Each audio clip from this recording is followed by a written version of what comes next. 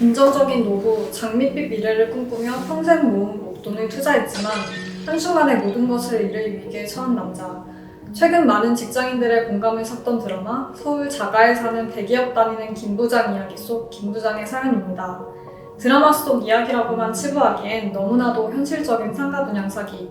오늘 법무법인 로고스의 부동산 건설 분야 전문가 조영욱 변호사님을 모시고 드라마 속 김 부장의 사례를 통해 상가 분양 사기의 실체와 현명한 대응 방법에 대해 심도 깊은 이야기를 나눠보겠습니다.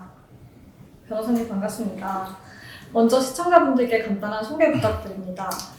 네, 안녕하세요.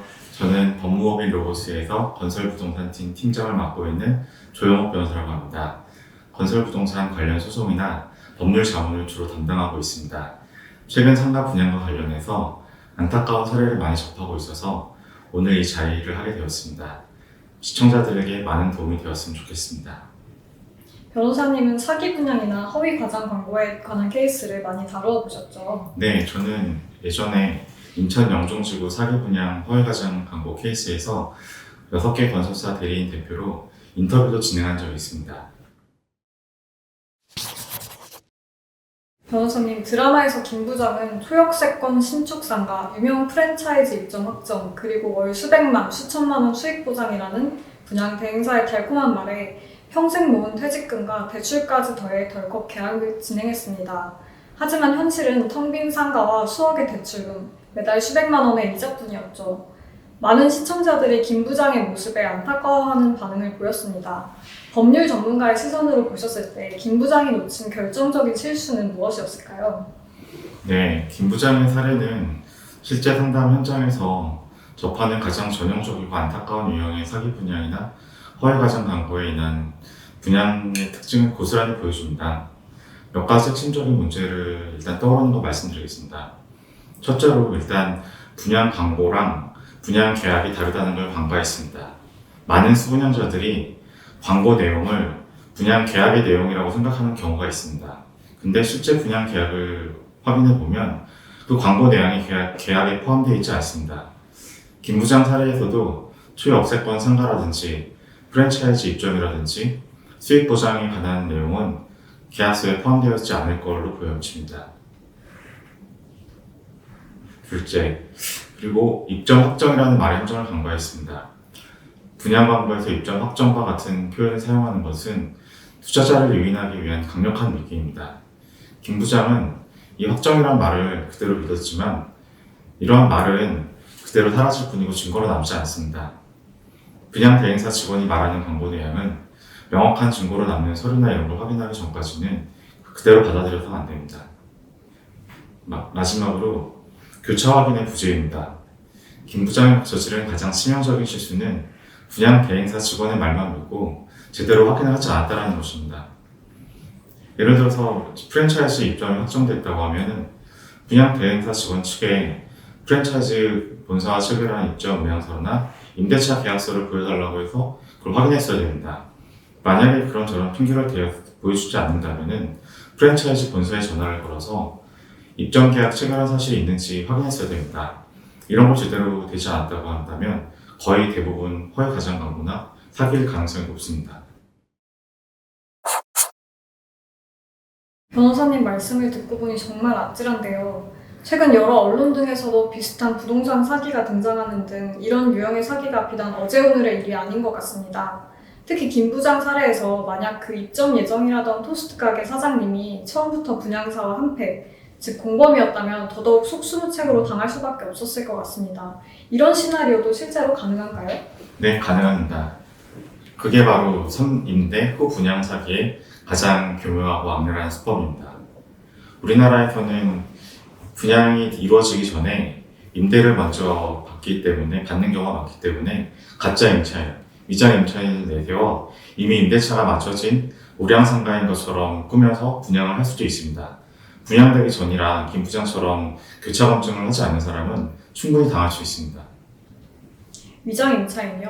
그럼 그 사람은 실제 장사할 생각도 없이 계약을 한다는 말씀이신가요?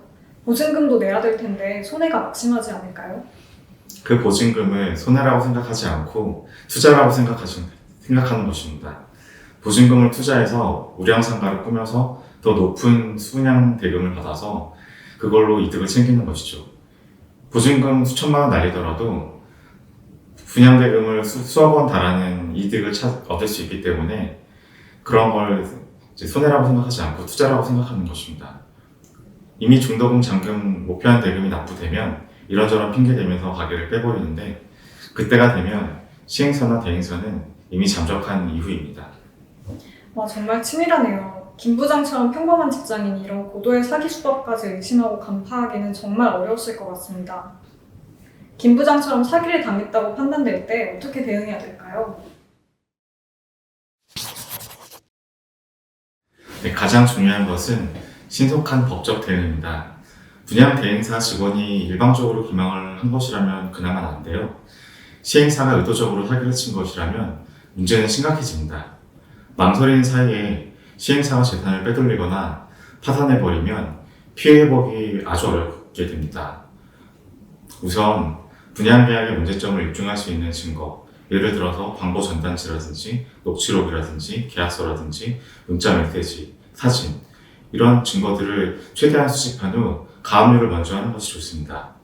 그 후 민사소송을 통해서 계약 해제, 취소, 분양대금 반환을 청구하는 동시에 형사고소를 통해서 압박하는 것이 좋습니다. 다수의 피해자가 있다면 집단소송을 통해 함께 대응하는 것이 훨씬 효율적입니다. 분양계약 해제나 취소는 쉽게 인정되는 편인가요? 광고 내용이 분양계약에 편입이 되어 있다면 분양계약 해제는 인정되는 편입니다. 그렇지만 광고 내용이 분양계약에 편입이 안 되어 있다면 분양계약 해제는 쉽게 인정되지 않습니다.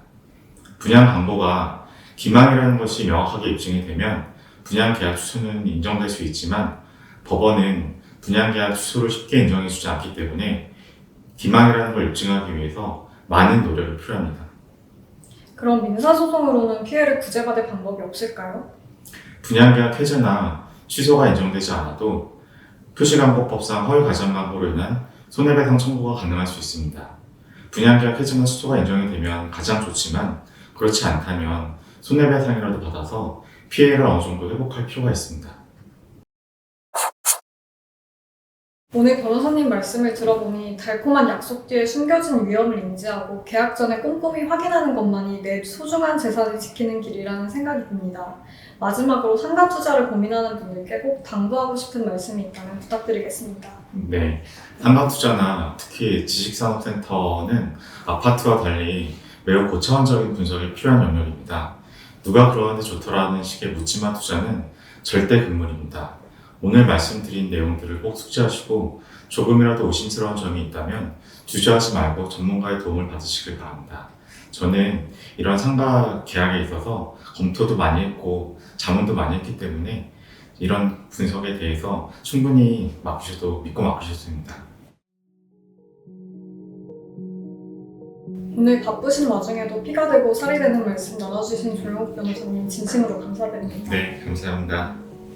앞으로도 저희 법무법인 유한 로고스 유튜브 채널에서는 생활에 유익한 법률 이야기가 계속될 예정입니다. 좋아요, 댓글, 구독, 알림 설정까지 부탁드립니다. 감사합니다. 감사합니다.